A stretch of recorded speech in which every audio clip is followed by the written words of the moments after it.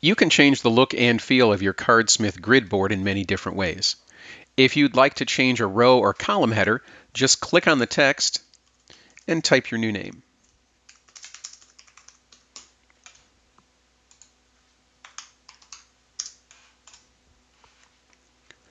To add, delete, or hide a row or column, get to the menu. When you choose a column, you'll be able to insert a new one to the left or right. When you choose a row, you can insert above or below.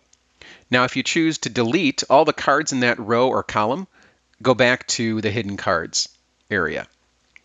You can change the height of a row or the width of a column just by dragging its border. Either rows or columns are adjustable, but not both at once. To change which option you currently use, go to the board menu. If you see Use Adjustable Rows, it means that columns are currently adjustable, and vice versa. Just click on that option to make the change. So I chose Use Adjustable Rows, and now I can change the height of my row. To reorder columns or rows, just use the header to drag the whole thing to its new location and drop it. By the way, you can't use this to change a row into a column because that would be really confusing.